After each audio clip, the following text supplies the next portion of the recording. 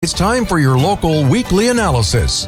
SLO County Public Policy and the Law with your host, Stu Jenkins. Only on K-News FM 98.5. This is Stu Jenkins. In our last hour, I had a very interesting discussion with Dave Nelson and John Roush about their referendum to overturn the paid parking zone in Paso Robles.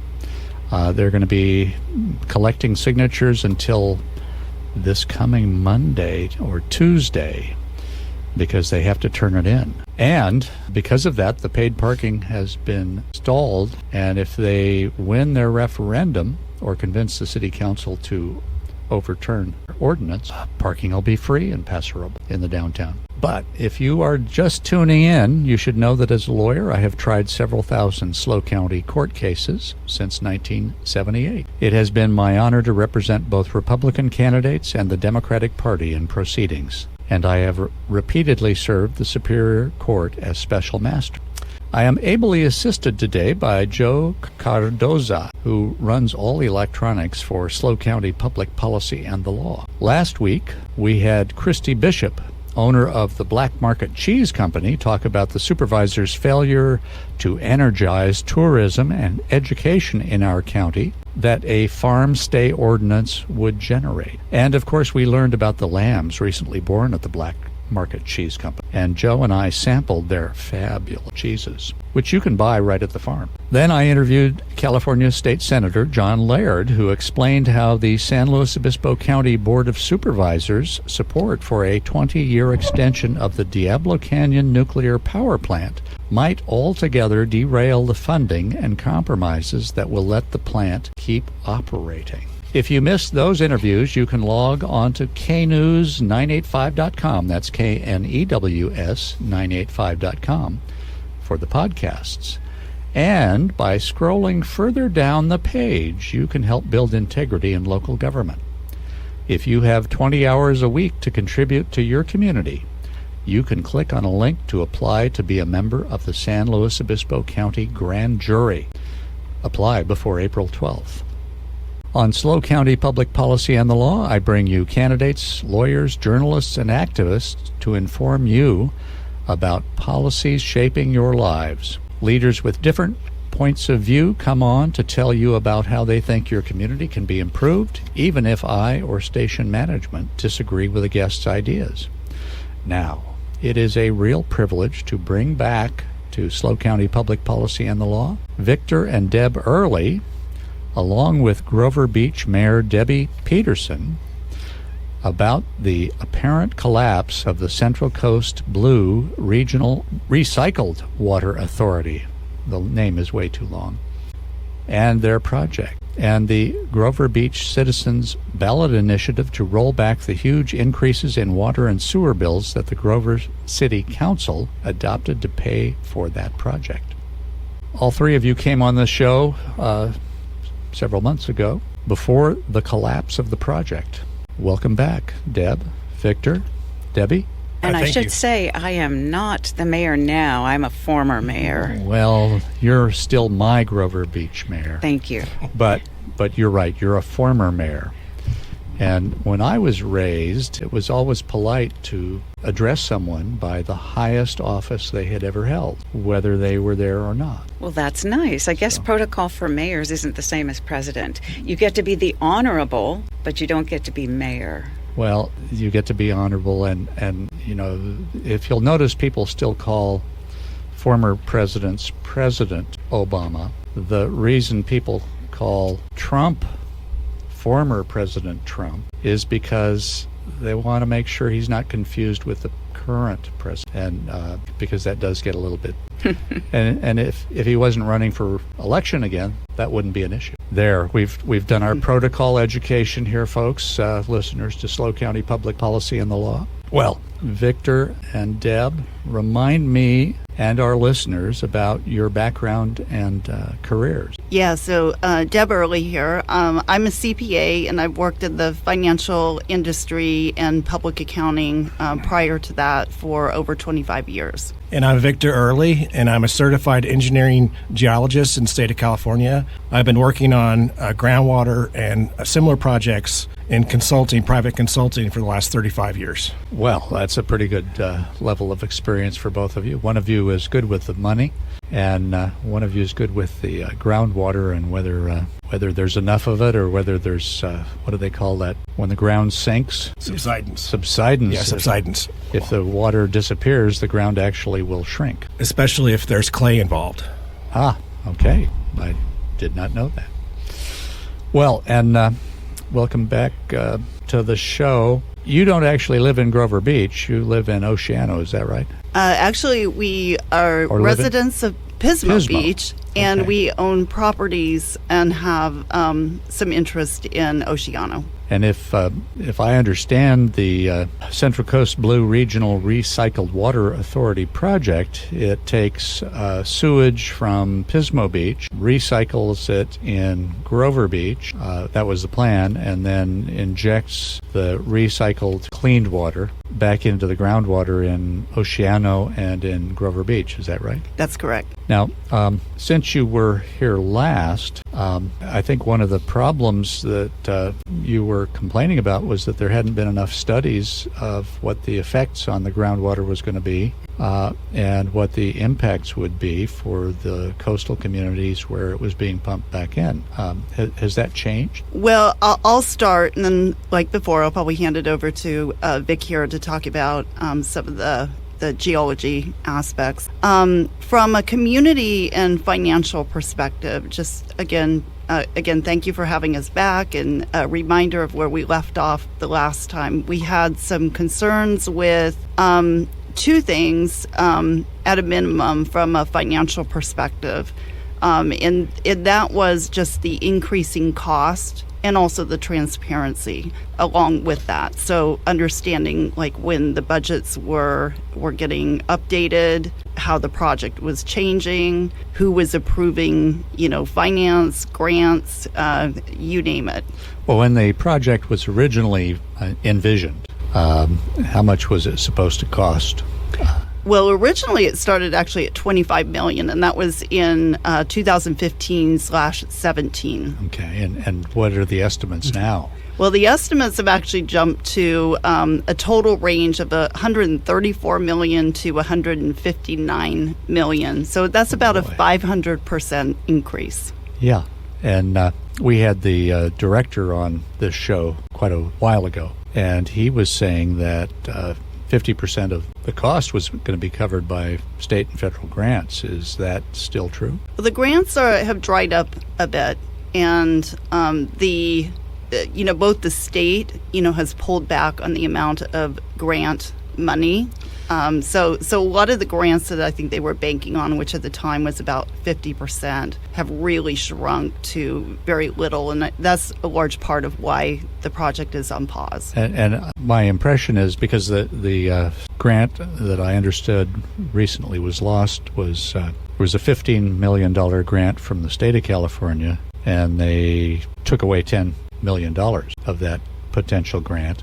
So it sounds to me like in the original project, if it was $25 million in a project, yes, more than half was going to be funded by the state. But those grants haven't grown with the cost of the project, have they? No, they haven't. And as a matter of fact, we're not sure even on the other $5 million. They're not committing to the additional $5 million either. So, and were there separate federal grants that were going to come in and pick up some of the cost? There currently is 2 grants from the Bureau of Reclamation that are still in the docket. That particular agency looks like they can fund up to 25% of the project. So again, that is a much lower threshold than the state grants. You mean a lower threshold?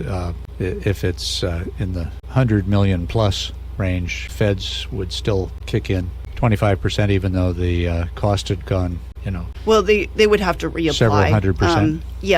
From what I've seen, they apply, they get a certain amount for each year. So each year that they apply, if that program is available, they keep applying for new grants. And I would expect that they would, continue to apply for grants. One of our concerns with the grants was the use of the disadvantaged community census information. So one of the things that we're also, exploring is really the misinformation in those grants and, making sure that the grants that they apply to do have fair and accurate information, particularly with respect to Oceano. And Oceano was not going to get any of this water. That's correct. And that's why it flagged for us the need to really look at those grants, what they're stating in the grant application and the use of their census. Vic, you I think were approaching the board of that project to talk about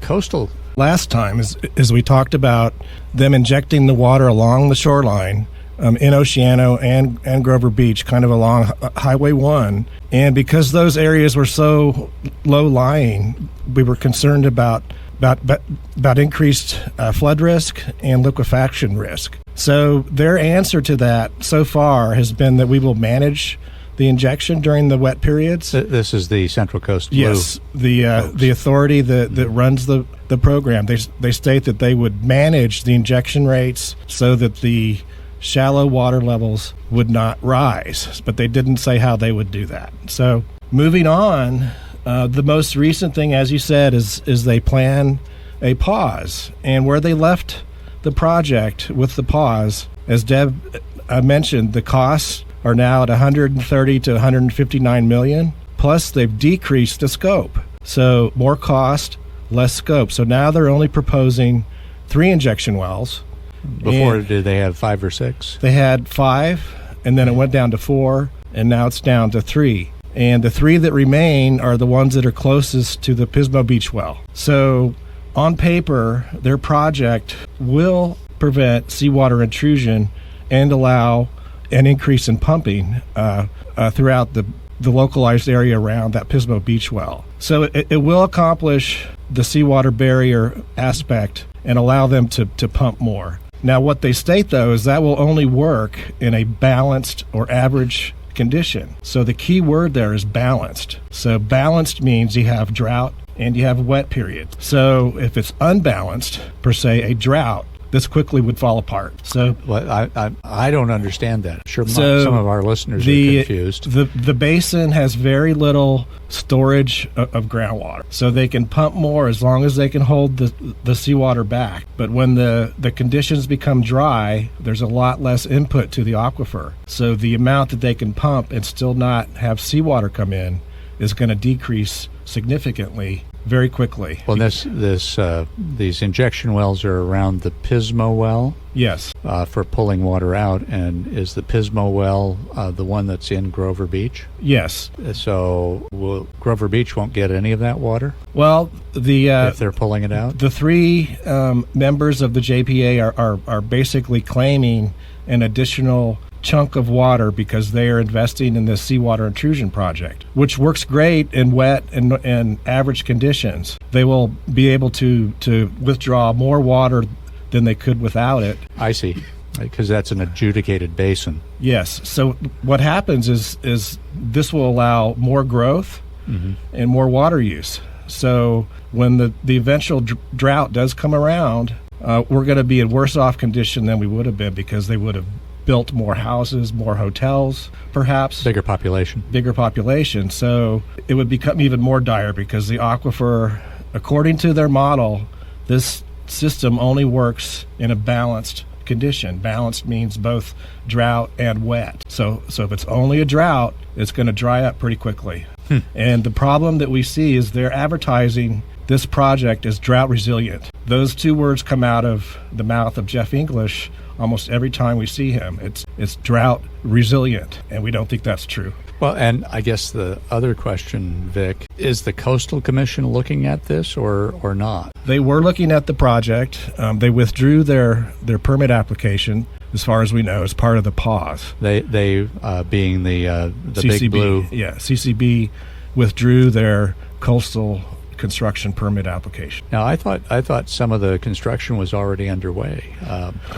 No, they've gotten, I think, around 90% of the design complete. So I think that's one reason why they don't want to really back off, because they have a lot invested in this project. I wouldn't want to back off either if I were them. I'd try to find something else. So have the pipes been laid down some of the streets for this? No, they have not.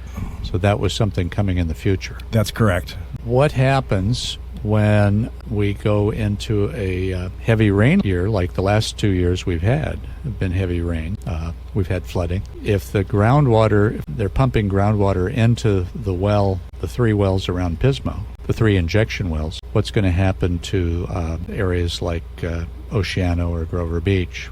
Are they? Well, I think to balance the water level and try not to create any additional flood risk, they'd have to increase the pumping from the basin to try to balance any rise in groundwater level. And they may be able to do that. Where are they going to put it? They're going to probably switch from using as much state water and use more groundwater, because the state water is more expensive for them. So if they make the switch to groundwater, it costs less to get the water. So Pismo would stop using state water. What about perhaps Grover Beach and Arroyo Grande that are all part of it? They're not using as much state water, I believe. So they're more invested in the aquifer. Okay. Well, Debbie Peterson. Hello. You think we ought to remind our listeners about your background. You haven't always been involved in political activity. You actually were in a significant business years ago. I am still a real estate broker. I've retained that through all the 15 years of being a council member, planning commissioner, and mayor. Well, and I think before that you were a baker. Oh, yeah. I owned a manufacturing company. You had a whole company yes, in Scotland. I did, yeah. 100 employees and offices in London and distribution all over the country. Now, when you saw this project, did you think it was a good idea, or was it the kind of thing where you thought that the $25 million was justifiable, and now the costs are just $159 million potentially? Initially, I was never terribly fond of the project because it didn't make a lot of sense to me to pump water into the ground and pump it back out, because that's a really expensive process, and cleaning it's a very expensive process. So I always had some concerns about it, but at $25 million, I wasn't going to get too excited about doing anything against it. When it got to $99 million and into the streets of Grover Beach, I became a little more concerned. And they actually have purchased property in Grover Beach, haven't they? They've purchased a total of 2 acres. About a little bit of it, 10% of it, belongs to the city of Grover Beach, or did. Maybe it's in Central Coast Blue now. And 1.62 acres was purchased by the city of Pismo Beach. So yeah, they purchased a junkyard to build it on. So so Pismo Beach actually owns part of this. Well, that's an interesting question, because it was supposed to have been transferred to Central Coast Blue, but all of the water rights on all of the property belonged to Pismo Beach. That was signed off by the Pismo mayor, the Pismo planning or community development director, public works director, and the city manager transferred all the water rights to Pismo Beach, but Central Coast Blue is supposed to own the property. Pismo is supposed to have an easement on the property for their well, and that's the property where they want to do the expensive water cleanup. This couple of acres is located on the south side of Grover Beach? It is. It is in the industrial area. It's on pretty much the corner of South 4th Street and Calvin Court, which is a residential street. And that's where the recycling facility was, and the injection wells were to be put. Yes, and that's constructed. right. Yes. Mm-hmm. Okay. Now, once the costs started going up, the city council of Grover Beach decided they needed to raise sewer rates and water rates to pay for all this, didn't they? They did. In 2021, they did a water rate study, and in 2022 assured everybody that there was perfectly enough water to be able to do the project. That changed. The Big Blue Water Recycling Authority and the cost overruns. What you were talking about was whether there were alternatives to that could have probably been done for less than the $25 million or less than the $159 million that's now projected for this project that I guess is only going to really benefit Pismo Beach. And that is exactly what the people of Grover Beach, many of them, probably almost 4,000 of them, are saying now. Listen, we know we need to have something done here, and we would like you to take a look at finding an affordable way, an environmentally sensitive way, a socially sensitive way of doing what needs to be done. So, yes, thank you for pausing, but what we're asking for, and that would be GroverH20, which is the organization that's representing, that is all of the people there. What we're asking is that you take a look at the alternatives and come up with cost benefits, and you have an independent analysis of that. Pause is good, but we really do want a project. We just want a project that works. Well, I guess the question is, they've paused the pursuit of the project. They've pulled their Coastal Commission permit application. What's the staff? There's a staff for this recycled water authority, isn't there? That's maybe the million-dollar question is, what does pause mean? Does it mean they stop spending our money? Does it mean that they look at alternatives? Or does it mean that they just pause? Does it mean they keep paying salaries Indeed. while they're paused? It appears to be. And how big is the staff of the Central Coast Blue Regional Water Recycling Authority? There's one gentleman who's in charge, who you've interviewed in the past, and there's a board, and I think they might get a small stipend, I'm not sure. And then, of course, there are a lot of engineers, and then there's a firm that's kind of running the whole thing for them. So I think money is still going out to significant tens of thousands of dollars, maybe hundreds of thousands of dollars are still passing through. Did you have a comment on that? They have just very few kind of part-time staff. The JPA itself is kind of a overarching kind of governance type structure, but it's pretty much a shell, if I'm candid. And a lot of it is the Pismo Beach is the lead agency, and then they are the ones responsible for all the consultants. And so it's a little bit of you have the JPA, they rely on Pismo relies on consultants. So a lot of that structure is still in place during the pause. And part of what the agencies are going to do is look at their water portfolios and some of the alternatives potentially, and come back in April. So we do expect in April we'll have a little bit more insight on what the pause means and directionally where it may go. Well, and Deb and Vic, Debbie was saying that organization that is trying to get a better deal out of this, what do you call it, Debbie? H2O? GroverH20. GroverH20 was asking for independent evaluations and studies. I assume that means independent from the previous consultants that had been utilized. Vic, are there alternatives? I mean, you're in the industry that deals with groundwater. Sure, there are different alternatives, and there's not one of them that's a silver bullet. We do need more water, especially if we're going to grow and be resilient in a drought condition. And some of the alternatives that we hope will be looked at include Lopez Lake adaptive management and flow. So basically, just what is that? That's just looking closely at how when Lopez Lake gets to be full, do they really need to keep releasing the amount that they do, and then trying to manage the releases that they do have a little bit better. Well, are there? This is California, so if you don't release water from Lopez Lake, does that mean the steelhead stop spawning? Does that mean there certainly are environmental requirements to have a minimum amount of flow? The issue, I think, is when the wet season is and there's a lot more water there, and they have to release it to keep the dam stable. I think there's some management flows that they could work on there, perhaps. Other alternatives that you were looking at? Sure. So obviously conservation is a huge one.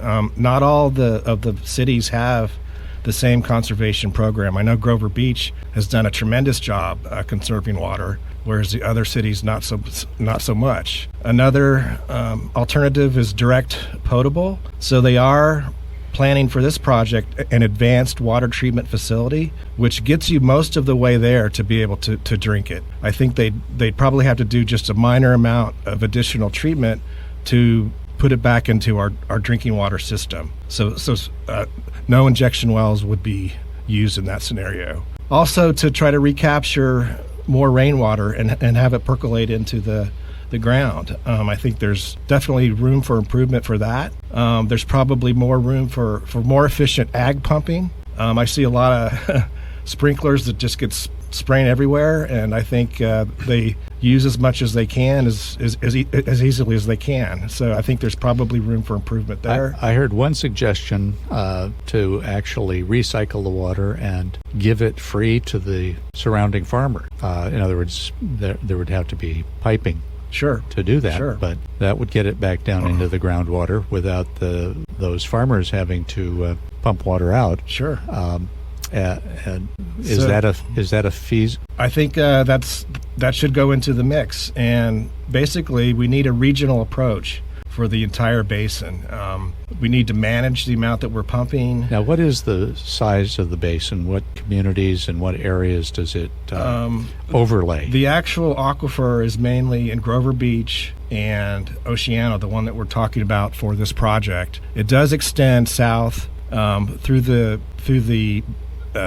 mesa and then down to Santa Maria. So it's the entire Santa Maria basin that's connected hydraulically with this project. We had another former mayor of Grover Beach on, Peter Keith, who had been involved in some things to do with the closure of the refinery, the oil refinery there on the Nipomo Mesa. And he said that they had been pumping 1,000 gallons a day out into the ocean just from their process that was purified to be able to do that. And they're not doing that anymore because it's closed. Is that an alternative source of? Certainly. I think the groundwater along the dunes there where that refinery is very close to the ocean. So I'm not aware of if they were drawing in any salt water or not because they're so close. But certainly that's a possibility. Is that the same aquifer? Yes. Okay. All right. Well, that's interesting. Now, because of this project, Grover Beach doubled its water and sewer rates, and that was before they knew the full extent of the potential cost, and that was before any expansion to provide more water for Grover Beach or Arroyo Grande. What's the public reaction been to that, Debbie? Well, yes, at $99 million, we had to double our water rates, although they'd told us 2 years earlier we had enough money to do the project. And so immediately, within a month, a lot of people stepped up and became proponents for recalls of the mayor and the two council members who voted in favor, and also of an initiative, a citizens' ballot initiative, to repeal the rate increase. And of course, that was the rate increase at $99 million. So when it's again 50% or more higher, we couldn't afford it at $99 million. So I think that those are valid concerns. And a recall should never be about one issue or one project. And the bigger issue here is that folks just feel they're not being listened to, and that things aren't running the way they'd like to see them run at City Hall. Big Blue Regional Water Recycling Authority and the initiative and recall that it has spurred. As I understand it, there was a law that required inclusiveness in these kinds of projects. Can you talk about that a little bit? Yeah, there is a rule called SB 1000, and it is environmental and social justice. And we did touch on this conceptually when we met here last time, and we were talking about community outreach, because one of the principles of SB 1000 is to assure that the community is really part of decision making in disadvantaged communities. So the other thing that's interesting that happened is that when we were here before, I think Grover was doing their outreach and their look at the project, and Oceano was just getting started. When you say outreach, explaining it to the citizens, explaining it to the citizens, and what we found in Oceano was that people didn't know. And so that really led very quickly to the concept that SB 1000 hadn't been implemented, which makes sense because it was a large part of it in COVID. So people weren't out. There were very few meetings. Oceano had opted out. The other thing that we recognized, though, was that most of the infrastructure, which is where most of the negative impacts would take place, were in both South Grover Beach and Oceano, so within the disadvantaged community. So we've kind of banded together more since the last time in order to really look at the needs for community outreach in totality. As I understood it, the grants were based on, original grants were based on Oceano and Grover Beach being included as disadvantaged communities. So once Oceano had opted out of the project, was that still how the grant was set up? Yeah, that was one of the things that we really started looking into, were some of the grants that continued to really include Oceano either as a beneficiary, as a partner, and that allowed them to continue to use the disadvantaged census in the grants. And is not, the one-all impact for the grant. Is usually part of a rating scale, and it's part of that rating scale. But we do want to make sure, and we're currently working through with Oceano what the right approach to those grants should be in the future. So we really hope that, there is a regional approach, that we can really look at this regionally, but also look at what the benefits and impact are for each community, and make sure the grant funds that are obtained are really given, or earmarked back to the appropriate communities. Were you able to make any headway bringing this to the attention of other authorities like the Coastal Commission or the state granting authorities? Yes, I think the Coastal Commission was already very well aware of some of the social justice concerns in Oceano, both with some of the off-road as well as the airport. So they were aware. So when the issue was presented to them, they weren't overly surprised with that. We have not seen the actual commission's letter back to CCB yet, but they have told me that social justice is a component of that letter back to CCB. We also know with at least one grant agency, they're also looking at the social justice requirements, and before they would issue a grant, they need to make sure that those social justice concerns are dealt with. Okay. Well, Debbie, tell us where the recall and initiative are at this point. Well, they've both been in the works now for over 2 months. The recall has been stalled on 4 different occasions by the city clerk. Clearly, they're trying to make it not happen, and we're determined that it will, to the point that we will and are certainly seeking legal counsel on this. The initiative should be heard by the city council at its April 22nd meeting, although we suspect that they may try to stall that out till the May meeting, but that could still get on the ballot. The recall is looking a little more shaky. Have you had volunteers out collecting signatures? Yes, we got about 5 times as many signatures as we needed for the repeal initiative. And in less than 24 hours, we had 357. We needed 235. We thought, let's go for 1,000. We got 1,116 in 2 weeks. And are you still gathering? Oh, those have all been turned in? We turned those in. Okay. The city clerk kept us waiting without telling us what was going on for about 2 hours to turn them in, and then wouldn't give us copies of what we turned in, wouldn't document what we turned in. But would they give you a receipt? Not for all of them, no. They wouldn't count them, and just count the pages. Just confirm we'd submitted X number of pages and X number of signatures. She was not willing to do that. Okay.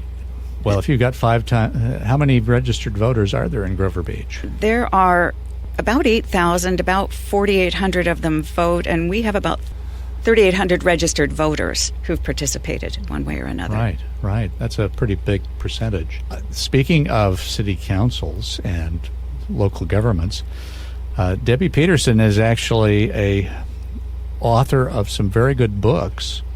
One, of course, is Happiest Corruption, Sleaze, Lies, and Suicide in a California Beach Town. Everybody needs to have a copy of that one. And then you've got some new ones out, don't you? I followed up, yes. I wanted to give people an opportunity to not just read the Sleaze, Lies, and Suicide, but understand what they needed to do about it. So we have City Council 101, Insider's Guide for New Council Members, and then also Local Impact, You Can Make a Difference. And they're all available on Amazon. They're good reading, and they're all aimed, because I've read several of them, they're all aimed at making sure that local government is not just transparent, but responsive to the people who elect the councils or the district. You've got lots of special districts in our county for various things, community services district, lighting districts.